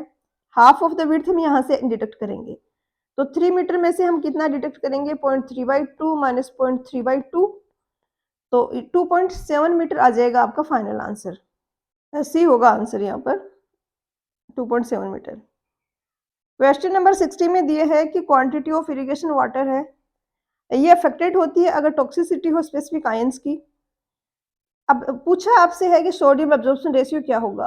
तो बहुत ही सिंपल क्वेश्चन है, काफी फ्रीक्वेंटली रिपीट होता है, गुप्ता एंड गुप्ता में भी आपको मिलेगा सेम क्वेश्चन। तो SAR यहाँ पर होगा ये इक्वल होगा Na plus upon Ca plus plus, इसको ऐड करना है Mg प्लस प्लस के साथ में, देन यहाँ पर डिवाइड बाई 2 और रूट, मतलब जो प्लस प्लस वाले आयंस है ना उनको ही ऐड करना है, दो को उनका ही डिवाइडेड बाई 2 करना है, उनका ही पावर 1/2 करना है और Na प्लस है वो एज इट इज आएगा। क्वेश्चन नंबर 61 में दिया है कि एक सिंपली सपोर्टेड बीम है उस पर अगर सेंटर पर मोमेंट M लग रहा है तो शियर फोर्स डायग्राम कैसा बनेगा। तो ये जैसे सिंपली सपोर्टेड बीम है इसमें इस M के कारण कुछ रिएक्शंस आएंगे। अब अगर मैं इसके शियर फोर्स डायग्राम की बात करूं तो यहाँ से लेके यहाँ तक पहुंचने में बीच में कोई भी रिएक्शन या शेयर फोर्स नहीं आ रहा है। तो जो यहाँ पर शेयर फोर्स का मैग्नीट्यूड है वही यहाँ से लेके यहाँ तक होगा। तो इसका स्ट्रेट लाइन आएगी एक इस तरीके से, रेक्टेंगल बनेगा, रेक्टेंगुलर शेयर फोर्स डायग्राम होगा, सी होगा आंसर। क्वेश्चन नंबर 62 में दिया है कि रेसिप्रोकल रेंजिंग जनरली कहाँ पर हम अडॉप्ट करते हैं। तो कहीं पर भी दो पॉइंट्स है और उनके बीच में विजिबिलिटी नहीं है, जैसे ए और बी के बीच में ऐसे कोई माउंटेन आ गया है, तो ऐसे में फिर हम रेंजिंग नहीं कर सकते और हम डायरेक्ट रेंजिंग नहीं कर सकते, हमें रेसिप्रोकल रेंजिंग करना पड़ता है। तो यहाँ पर ए होगा आंसर। क्वेश्चन नंबर 63 में दिया है कि वो पाइल जो कि ट्रांसफर करती है लोड को वाटर और सॉफ्ट सॉइल में to a suitable bearing stratum ताकि सेटलमेंट है वो मिनिमम हो, तो इस टाइप की पाइल को हम एंड बेरिंग पाइल बोलते हैं। जैसे कि ये कोई यहाँ पर पाइल है और ये पाइल है, ये बीच में काफी डीप जाके एक पॉइंट पर ट्रांसफर कर रही है लोड को, तो एंड बेरिंग पाइल है। अगर कोई फ्रिक्शन पाइल होगी, अगर वो अपने सरफेस के अलोंग फ्रिक्शंस के थ्रू, फ्रिक्शन फोर्सेस के थ्रू लोड को ट्रांसफर कर रही है। क्वेश्चन नंबर 64 में दिए है कि माइल्ड स्टील है बहुत वाइडली यूज किया जाता है, एक मतलब वाइडली यूज किया जाने वाला कंस्ट्रक्शन मटेरियल है, हाईली ड्यूरेबल है। पूछा है कि ये कौन से टाइप की स्टील में कंसिडर किया जाएगा माइल्ड स्टील को। तो माइल्ड स्टील है, इसकी डक्टिलिटी अच्छी होती है और डक्टिलिटी अच्छी होती है तो कार्बन का परसेंटेज है वो काफी कम होगा, क्योंकि जैसे जैसे हम कार्बन का परसेंटेज बढ़ाते हैं स्टील में उसकी डक्टिलिटी घटती जाती है, स्ट्रेंथ बढ़ती जाती है। माइल्ड स्टील में कार्बन का परसेंटेज होता है 0.5% से लेके 0.25% तक बस, तो लो कार्बन स्टील होगा ये। क्वेश्चन नंबर 65 में दिया है कि national building code of India 2005 के अकॉर्डिंग हैबिटेबल रूम है उसमें मिनिमम हाइट क्या होगी सरफेस ऑफ द फ्लोर से सीलिंग की हाइट। तो यहाँ पर आपको याद रखना होगा वैल्यू 2.75 मीटर होगा। क्वेश्चन नंबर 66 में दिया है कि एक फ्रेम है उसको हम डेफिशिएंट फ्रेम कब बोलेंगे, जब नंबर ऑफ मेंबर्स है वो किससे लेस है। तो 2j माइनस r से अगर लेस नंबर ऑफ मेंबर्स हैं आपके तो ये डेफिशिएंट फ्रेम होगी, अगर ग्रेटर है तो ये इनडिटरमिनेट फ्रेम होगी। क्वेश्चन नंबर 67 में दिया है कि कोई बॉक्स लाइक स्ट्रक्चर होता है सर्कुलर या रेक्टेंगुलर, ग्राउंड लेवल के ऊपर बना हुआ होता है और ऊपर उसको फिर हम संक करते हैं, उसको नीचे भेजते हैं रिक्वायर्ड डेप्थ तक, लैंड में या फिर वाटर में। तो ऐसा हैवी फाउंडेशन वर्क होता है, ये कौन-सा है? तो ये कैसेंस है। स्कैफोल्डिंग तो आपको पता ही होगा कि जैसे कोई वॉल का कंस्ट्रक्शन करना है, तो आपको यहाँ प्लेटफ़ॉर्म प्रोवाइड करना है वर्कर्स को, जो मेसन्स हैं उनको। तो इसके लिए हम एक टेम्परेरी स्ट्रक्चर बनाते हैं, वो होता है स्कैफोल्डिंग। कोफर डैम क्या होता है कि कहीं पर हमें डैम बनाना है, तो उसके लिए हम पानी वहाँ पर आ रहा है उसको रोकना होगा। तो उसको टेम्परेरीली हम वहाँ पर आने से रोकने के लिए जो स्ट्रक्चर बनाते हैं टेम्परेरी स्ट्रक्चर, वो होता है कोफर डैम। क्वेश्चन नंबर 68 में दिए है कि पॉलीविनाइल क्लोराइड है, इसके यूज़ कहाँ-कहाँ पर हैं? और फिनोल फॉर्मल्डिहाइड के यूज़ कहाँ-कहाँ पर हैं? तो पॉलीविनाइल क्लोराइड है, ये रूफ शीट्स के मैन्युफैक्चरिंग में, रेन वाटर पाइप्स के मैन्युफैक्चरिंग में यूज़ होता है। और फिनोल फॉर्मल्डिहाइड है, ये पेंट्स में, वर्निसेस में, वुड एडहेसिव में, मतलब प्लाईवुड में एज़ ए वुड एडहेसिव हम यूज़ करते हैं। प्लाईवुड में क्या करते हैं, हम लेयर्स लेते हैं विनर्स, एक ऐसे होगा, दूसरा इसके परपेंडिकुलर होगा और उनको हम चिपका देते हैं। तो चिपकाने के लिए जब हम सॉल्यूशन यूज़ करते हैं, वो होता है फिनोल फॉर्मल्डिहाइड। क्वेश्चन नंबर 69 में दिए है कि कितने नंबर ऑफ स्टोरी हम कंस्ट्रक्ट कर सकते हैं एक रेजिडेंशियल प्लॉट में, जिसका एरिया 600 मीटर स्क्वायर है, जिसमें फ्लोर स्पेस इंडेक्स है, इसी को फ्लोर रेशियो भी बोला जाता है। वो अगर 2 है तो कवर्ड एरिया ग्राउंड फ्लोर पे 150 मीटर स्क्वायर है।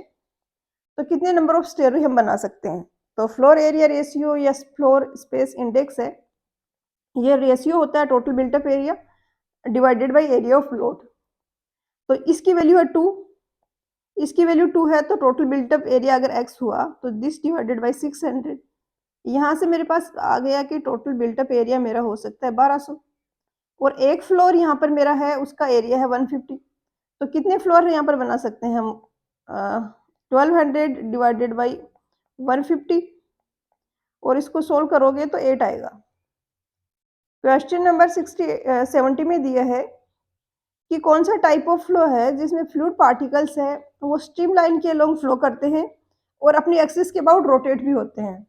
तो ये होता है रोटेशनल फ्लो।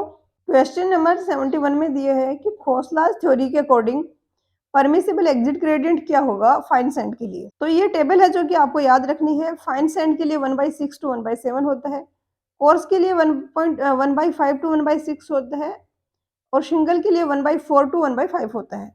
तो डी होगा यहाँ पर आंसर। क्वेश्चन नंबर 72 में दिया है कि टेंशन के फ्लेक्चर के जो क्रैक्स होते हैं आरसीसी बीम में, वो यूजुअली कैसे डेवलप होते हैं? तो ये वर्टिकल डायरेक्शन में होते हैं। क्वेश्चन नंबर 73 में दिया है कि क्रॉस स्टाफ है, ये जनरली राइट एंगल सेट करने के काम में आता है। हमसे पूछा है कि फ्रेंच क्रॉस स्टाफ से हम कौन कौन से एंगल्स मेजर कर सकते हैं? तो इसे 45 डिग्री और 95 डिग्री के एंगल हम मेजर कर सकते हैं। 74 में दिया है कि एक्टिविटी और इवेंट, ये दो बेसिक सेगमेंट है किसी प्रोजेक्ट वर्क के। पूछा है टोटल फ्लोट जो होगा एक्टिविटी का, वो क्या रिप्रेजेंट करेगा? तो टोटल फ्लोट है, ये काइंड ऑफ एक्स्ट्रा टाइम होता है हमारे पास। तो ये maximum time available to complete an activity minus activity duration, मतलब हम कितने टाइम से डिले कर सकते हैं एक्टिविटी को, वो होता है ये। तो कितना टाइम हमारे पास अवेलेबल है, जैसे 10 डेज अवेलेबल है और 5 दिन ही एक्टिविटी में टाइम लग रहा है, तो 5 डेज है वो हमारे पास फ्लोट हो गया, टोटल फ्लोट। क्वेश्चन नंबर 75 में दिया है कि अगर एक फ्लूइड है उसकी डेंसिटी चेंज हो रही है फ्रॉम पॉइंट टू पॉइंट, तो कौन सी कैटेगरी में रखेंगे हम इस फ्लूइड को? तो इस फ्लो को कौन सी कैटेगरी में रखेंगे? तो ये कंप्रेसिबल फ्लो होगा। क्वेश्चन नंबर 76 में दिया है कि IS 456/2000 के अकॉर्डिंग आरसीसी कॉलम में जो स्पेसिंग होती है लॉन्गिट्यूडिनल बार्स की, वो किससे एक्सीड नहीं करना चाहिए? तो 300 mm होगा इसका। क्वेश्चन नंबर 77 में दिए है कि ब्रिक मैसनरी वर्क है, ये जनरली किस में कंप्यूटेड होता है? तो ये क्यूबिक मीटर में कंप्यूटेड होता है, क्योंकि इसकी तीनों ही डायमेंशन सिग्निफिकेंट है, तो हम तीनों को कंसीडर करेंगे, length into width into height. तो क्यूबिक मीटर आएगा बी।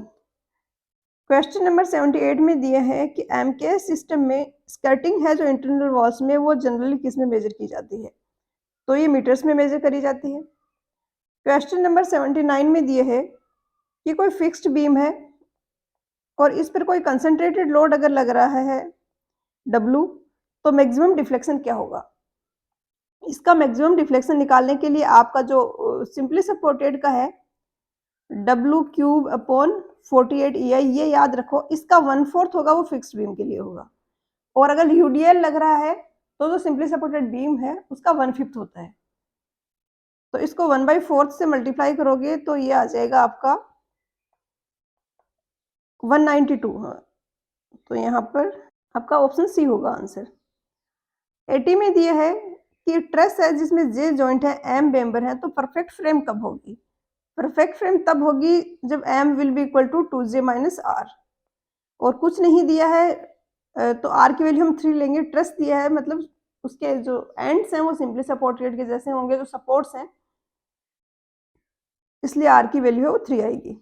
क्वेश्चन नंबर 81 में दिए है कि कोई कंक्रीट मिक्सचर है जिसकी इफेक्टिव वर्किंग आवर है 10 आवर, टाइम पर बैच ऑफ कंक्रीट रिक्वायर्ड है 3 मिनट, तो आउटपुट ऑफ कंक्रीट क्या होगा? अगर आउटपुट कैपेसिटी है वो 150 लीटर है, मतलब एक बैच में 150 लीटर कंक्रीट है वो बनती है, तो यहाँ पे 10 घंटे का टाइम है, 10 घंटे आपका मिक्सर काम कर रहा है, 3 मिनट एक बैच में लग रहे हैं, तो टोटल कितने बैचेस निकलेंगे?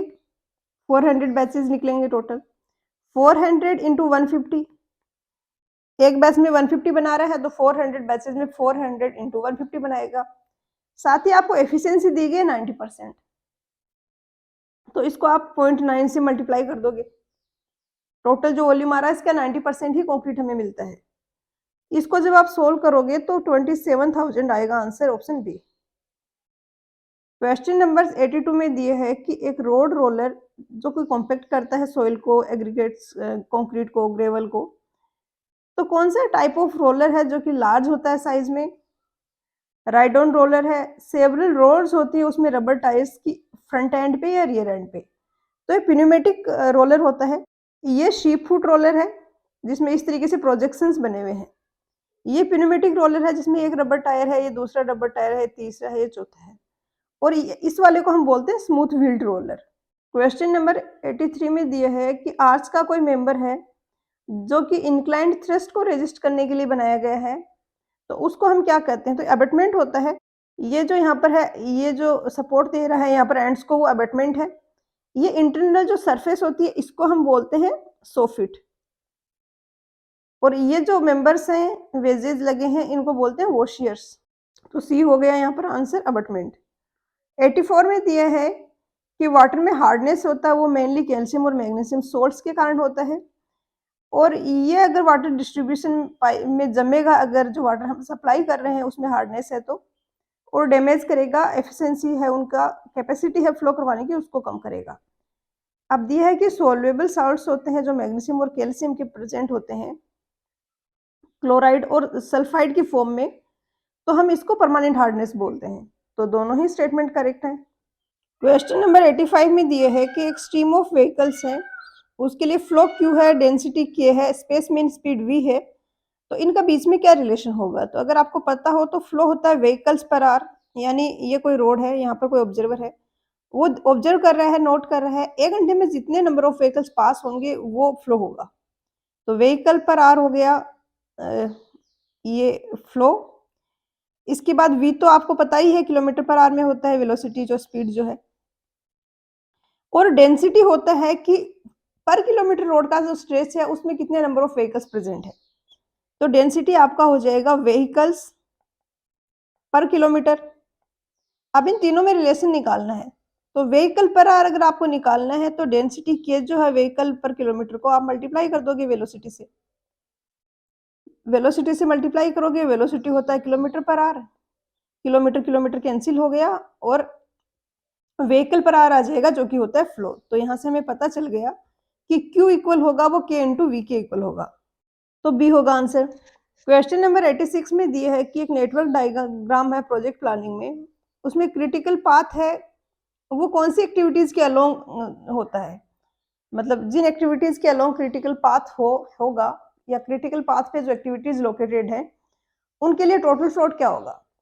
क्रिटिकल पाथ है, ये पास होता है क्रिटिकल एक्टिविटीज से। क्रिटिकल एक्टिविटीज वो एक्टिविटीज है जिनके लिए फ्लोट है वो, टोटल फ्लोट है वो 0 होता है, कोई एक्स्ट्रा टाइम हमारे पास अवेलेबल नहीं है, वो ऐसी एक्टिविटीज हैं जो हमको उनको जरा भी डिले नहीं कर सकते, क्योंकि उनको हम थोड़ा सा भी डिले करेंगे तो हमारा प्रोजेक्ट कंप्लीशन टाइम अफेक्ट होगा। तो ए हो गया आंसर। क्वेश्चन नंबर 87 में दिए है कि कौन सा फंक्शन के बेसिस पे क्लासिफिकेशन कौन सा है पाइल के लिए। तो फ्रिक्शन पाइल और एंड बेरिंग पाइल ये फंक्शन के बेसिस पे है, कंपोजिट पाइल मटेरियल के बेसिस पे है, बोर्ड और ड्राइवन है ये मेथड ऑफ इंस्टॉलेशन के बेसिस पे है। डी हो गया फ्रिक्शन पाइल। 88 में दिए है कि क्वांटिटी ऑफ डोर और फ्रेमवर्क को किस में मेजर करते हैं, तो इनको भी क्यूबिक मीटर में मेजर करते हैं। 89 में दिया है कि FAR डिनोट करता है maximum floor space that can be constructed on a piece of land. तो FAR है ये किसका रेशियो होता है, फ्लोर एरिया रेशियो। तो total built up area of the building divided by the total plot area. इसलिए में पिछली शिफ्ट पर भी क्वेश्चन पूछा गया था, जो शिफ्ट 1 था। ऐसे है जैसे कि एक प्लॉट है, इसके 1/4 पे आपने एक फ्लोर बनाया हुआ है, तो इस केस में आपका ए अगर प्लॉट का एरिया है तो A/4 बिल्टअप एरिया हो गया divided by A total area. Floor area ratio आपका 1/4 हो गया। इतने पे ही आपने 2 फ्लोर बना दिए, तो A/4 की जगह अब आएगा A/4 प्लस A/4, तो फ्लोर एरिया रेशियो 1/2 हो जाएगा। 90 में दिया है कि मैक्सिमम बिल्टअप एरिया 800 है, covered area at ground floor 200 है, तो नंबर ऑफ फ्लोर्स कितना हम कंस्ट्रक्ट कर सकते हैं। तो एक फ्लोर का एरिया 200 है, मैक्सिमम बिल्टअप एरिया 800 तक अलाउड है, तो 4 फ्लोर हम बना सकते हैं। क्वेश्चन नंबर 91 में दिए है कि एक प्रोपोर्शनल आउटलेट के लिए सेटिंग की वैल्यू क्या होगी। तो प्रोपोर्शनल आउटलेट है या नहीं है ये डिसाइड करता है फ्लेक्सिबिलिटी। आउटलेट्स में फ्लेक्सिबिलिटी होता है dq/q डिवाइडेड बाई dq/q। ये स्मॉल q रिप्रेजेंट करता है आउटलेट के थ्रू जो डिस्चार्ज पास हो रहा है उसको, कैपिटल Q रिप्रेजेंट करता है डिस्ट्रीब्यूटर में जो डिस्चार्ज है उसको। अब यहाँ पर जो आउटलेट का डिस्चार्ज है वो आउटलेट पर जो हेड एक्ट कर रहा है उसकी किसी रेज टू पावर के प्रोपोर्शनल होगा। तो एच अगर डिस्ट्रीब्यूटर पर हेड एक्ट कर रहा है तो हम मान लेते हैं कि discharge K1 H raise to power M के इक्वल होगा। इसी तरीके से डिस्ट्रीब्यूटर में जो हेड है उसमें जो डेप्थ ऑफ फ्लो है उस पर डिपेंड करेगा। तो हम कैपिटल को Q को लिख देते हैं K2 H की जगह हम क्या डेप्थ ऑफ फ्लो है ये, तो हम इसको लिख देते हैं D, K2 D raise to power N। Depth of flow जितना ज्यादा होगा डिस्चार्ज उतना ही ज्यादा होगा ऑब्वियसली। अब यहाँ पर DQ हो जाएगा K1 M H M-1, DQ/Q आ जाएगा K1 M H M-1 upon K1 H M, K1 से K1 कैंसिल हो गया, ऊपर H-1 आएगा जिसको मैं 1/H लिख सकती हूँ, तो ये आ गया। इसी तरीके से DQ/Q जो कैपिटल वाला है ये इक्वल आ जाएगा N/D के। अब फ्लेक्सिबिलिटी इन दोनों का रेशियो होता है, तो मैं लिख सकती हूँ कि फ्लेक्सिबिलिटी इक्वल होगा M/H divided by N/D। M/H है, इसको हम लिखेंगे इस तरीके से, तो ये आ जाएगा D/N। M/N को हम बोलते हैं चैनल इंडेक्स, और ये फ्लेक्सिबिलिटी 1 के इक्वल होगा अगर प्रोपोर्शनल आउटलेट है। तो ये डेफिनेशन होती है प्रोपोर्शनल आउटलेट की कि डिस्चार्ज में डिस्ट्रीब्यूटर के हेड में हम जिस रेट से चेंज कर रहे हैं डिस्चार्ज, उसी रेट से आउटलेट का डिस्चार्ज चेंज होगा। तो ये 1 के इक्वल होगा। तो अब मैं लिख सकती हूँ कि M/N will be equal to H/D, और ये H/D है, इसको हम बोलते हैं सेटिंग। ये होता है सेटिंग, और M/N होता है चैनल इंडेक्स। सॉरी, M/N होता है, M किसको रिप्रेजेंट कर रहा था, ये वाला था आउटलेट वाला, तो आउटलेट इंडेक्स, और N जो स्मॉल वाला है ये रिप्रेजेंट करता है चैनल इंडेक्स को। तो outlet index upon channel index C हो जाएगा आंसर। क्वेश्चन नंबर 92 में दिए है कि क्लोरीन डिमांड की कोई वाटर सैंपल की 0.2 मिलीग्राम पर लीटर है, कितना amount of bleaching powder required होगा अगर ब्लीचिंग पाउडर में 20% क्लोरीन अवेलेबल है। 1 लीटर ऑफ वाटर हमें वाटर सैंपल हमें ट्रीट करना है, तो 1 लीटर के लिए 0.2 मिलीग्राम मुझे ऑक्सीजन चाहिए। मैंने उसके लिए x amount of bleaching powder लिया है जिसमें कि 20% है वो क्लोरीन है, यानी x amount of bleaching powder में क्लोरीन होगी दिस मल्टीप्लाई बाई 20/100, और मुझे क्लोरीन कितनी चाहिए, मुझे 0.2 मिलीग्राम चाहिए। तो यहाँ से x आ गया मेरे पास 0.2 अपॉन 0.2 1 मिलीग्राम। 93 में दिया है कि पाइप अगर इंस्टॉल की गई है ड्रेनेज सिस्टम में जो फाउल एयर को अपवर्ड मूव करवाती है ताकि आसपास के एरिया में बैड स्मेल ना हो, तो इस पाइप को बोला जाता है वेंट पाइप। 94 में दिए है कि पिन जॉइंटेड ट्रस दिया गया है। यहाँ पर आइडेंटिफाई करना है कि ट्रस है वो स्टैटिकली इंडिटरमिनेट है, डिटरमिनेट है या अनस्टेबल है। पहले तो हम काउंट करेंगे नंबर ऑफ मेंबर्स, ये 1, ये 2, ये 3, ये 4, ये 5, ये 6 मेंबर हो गए 6। अब हम काउंट करते हैं जॉइंट्स। जॉइंट कितने हो गए 1 2 3 4। ये यहाँ पर ऐसा दिया मतलब ये जॉइंट नहीं है, यहाँ पर सेपरेट सेपरेट दोनों जा रहे हैं मेंबर्स। तो जे आपका आ गया 4, आर आपका आएगा 3 क्योंकि सिंपली सपोर्टेड वाले जैसा ही केस है, एक हिंज सपोर्ट है दूसरा रोलर सपोर्ट है। तो 2j माइनस आर आप कैलकुलेट करोगे तो 2 इंटू 4 माइनस 3, 8 माइनस 3, तो ये आ गया 5। एम है वो 2j माइनस आर से ज्यादा है यहाँ पर, तो इनडिटरमिनेंट होगा ये। क्वेश्चन नंबर 95 में दिया है कि एक 3 हिंज्ड पैराबोलिक आर्च है, स्पैन एल है, राइज एच है, यूनिफॉर्मली डिस्ट्रीब्यूटेड लोड इसमें लग रहा है, तो हॉरिजॉन्टल थ्रस्ट क्या होगा हर एक सपोर्ट पे? तो दोनों सपोर्ट्स पे इक्वल होगा हॉरिजॉन्टल थ्रस्ट क्योंकि distributed uniformly distributed symmetric loading है और जो आर्च है वो भी सिमेट्रिक है। ये यहाँ पर एक क्राउन पे एक हिंज है और ये नीचे दोनों जगह एक हिंज लगा है। यहाँ पर रिएक्शन है उसको मैं एच से डिनोट करती हूँ। इस सपोर्ट को हम ए बोल देते हैं, इसको बी बोल देते हैं, इस पॉइंट को सी बोल देते हैं। तो ये एच ए, ये आर ए। अब हमें एच ए निकालना हो चाहे एच बी निकालना हो, दोनों सेम है तो हम कोई एक निकाल लेते हैं। हम मान लेते हैं कि एच ए निकालना है। लोडिंग इस तरीके से यूनिफॉर्मली डिस्ट्रीब्यूटेड लोडिंग है। टोटल लोड हो जाएगा डब्ल्यू एल, दोनों रिएक्शंस पे हाफ हाफ जाएगा, W L by two, W L by two. अब सी पर हिंज लगा है तो मैं सी के अबाउट अगर मोमेंट को इक्वेशन को मोमेंट लिख के उसको जीरो के इक्वेट करती हूँ तो मैं यहाँ से एच ए निकाल सकती हूँ। जहां पर भी हिंज है वहां पर उसके अबाउट मोमेंट जीरो होता है, तो M C should be equal to zero. C के अबाउट मोमेंट किसके किसके कारण आ रहा है? हॉरिजॉन्टल रिएक्शन के कारण, वर्टिकल रिएक्शन के कारण, और इसी के साथ में ये जो लोडिंग आएगी इस हाफ पोर्शन में उसके कारण। इसके कारण मोमेंट एंटी क्लॉकवाइज होगा, माइनस कर देते हैं। इसके कारण एंटी क्लॉकवाइज होगा, माइनस कर देते हैं। आर ए के कारण प्लस होगा। अब अगर इक्वेशन लिखें तो डब्ल्यू एल बाई टू इस तरीके से लग रहा है। इसके अबाउट इक्वेशन लिख रहे हैं तो डिस्टेंस बीच की हो जाएगी L by two minus H A. H A की रिएक्शन लाइन ये है, यहाँ से परपेंडिकुलर डिस्टेंस देखेंगे तो ये इक्वल हो जाएगी स्मॉल एच के जो इसकी हाइट है, तो इंटू एच माइनस ये जो हाफ लोडिंग आ रही है यूडीएल का, ये टोटल लोडिंग तो हो जाएगी डब्ल्यू एल बाई टू। इसका सेंट्रोइड यहाँ पर बीच में होगा तो सी पॉइंट से इसकी डिस्टेंस हो जाएगी एल बाई फोर, तो into L by four this should be equal to zero. इसको हम लिख सकते हैं W L square by four minus H A into H minus W L square by eight. इसको अगर आप फर्दर सोल्व करोगे तो H A into H equal आ जाएगा W L square by eight के, और यहाँ से W L square upon eight H है वो हॉरिजॉन्टल रिएक्शन आ जाएगा।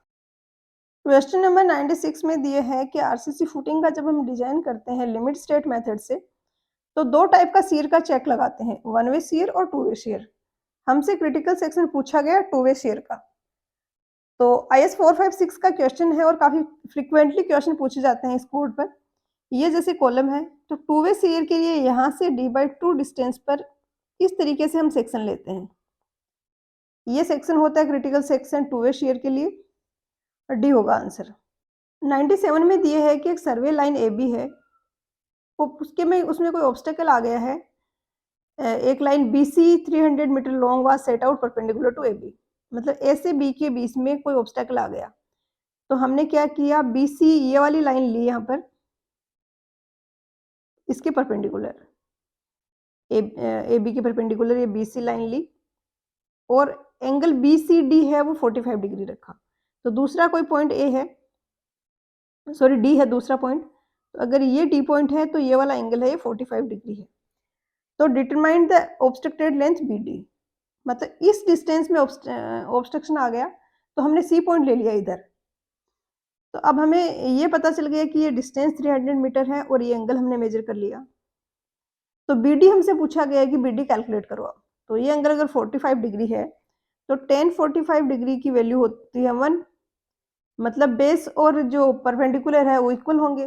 तो इस एंगल के लिए ये वाला है बेस हो गया, ये परपेंडिकुलर है, तो ये भी 300 मीटर होगा बी। 98 में दिए है कि बहुत सारे फिक्सर्स होते हैं रेलवे में, एंकर्स वगैरह रिक्वायर्ड होते हैं उनको पोजीशन पे रखने के लिए। कौन सा फंक्शन है वो करेक्ट नहीं है फिश प्लेट के रिगार्डिंग। फिश प्लेट है, ये दो रेल्स को जॉइंट करती है। वैसे रेलवे आपका सिलेबस जो था डिफाइंड अभी जो एग्जाम में है उसमें तो नहीं है, मैं एक बार चेक करके बताऊंगी कि क्या 2019 वाले में इंक्लूडेड था या फिर ऐसे ही उन्होंने क्वेश्चन पूछ लिया बिना सिलेबस, आउट ऑफ सिलेबस। तो यहाँ पर बी स्टेटमेंट इनकरेक्ट है। फिश प्लेट कैसी दिखती है, ये होती है फिश प्लेट। दो रेल्स को जॉइंट किया यहाँ पे, ये हमने प्लेट लगा दी, इस पे ये यहाँ पर हमने नट बोल्ट लगा दिया, तो ये फिश प्लेट होती है। 99 में पूछा है पेंस के मार्टेंस अपैरेटस जो होता है जो बिटुमिन की सस्टेनेबिलिटी को चेक करता है। बिटुमिन को हम यूज करते हैं as a binder in highways. तो टेस्ट है ये क्या कैलकुलेट करने के काम में आता है, ये किस नाम से जाना जाता है? तो ये फायर एंड फ्लैश टेस्ट के नाम से जाना जाता है। हम टेम्परेचर इंक्रीज करते हैं बिटुमिन का। एक तो हम ये चेक करते हैं कि वो वेपर बन रहा है वो किस टेम्परेचर पे आग पकड़ रहा है, वो तो हो जाता है फ्लैश पॉइंट। और कौन सा टेम्परेचर ऐसा है जिसपे बिटुमिन खुद इग्नाइट हो जाएगा और जलने लग जाएगा, वो होता है फायर पॉइंट। 100 में दिया है कि एक्सेसिव सरफेस ट्रैवलिंग जो है कंक्रीट की उसको हमें अवॉइड करना चाहिए क्योंकि उसके कारण कौन सी दिक्कत आती है। तो ये ट्रैवलिंग होता है, आपने देखा होगा मेसन को कभी काम करते हुए या कंस्ट्रक्शन पे, तो इस तरीके का इंस्ट्रूमेंट होता है, इसको हम ऊपर से घुमाते हैं ताकि कंक्रीट की सरफेस है वो स्मूथ हो जाए। लेकिन इसको अगर हमने बहुत ज्यादा किया है यूज तो उस केस में क्या होगा, सरफेस पर बहुत ज्यादा फाइन पार्टिकल्स और सीमेंट आ जाएगा, तो लेटियंस अगर होगा वहां पे इस तरीके की टॉप सरफेस हमें दिखेगी जो कि डिजायरेबल नहीं है ऑब्वियसली। तो हम लेवल तो करते हैं बट बहुत ज्यादा यूज नहीं करते हैं इसको कि बहुत ज्यादा टाइम तक आप ऐसे ट्रैवलिंग कर रहे हो। तो ये आपका 2019 का पेपर सेकंड शिफ्ट वाला खत्म होता है, उसके बाद नेक्स्ट में हम थर्ड शिफ्ट वाला पेपर करेंगे। तो पढ़ाई करते रहिए, ऑल द वेरी बेस्ट।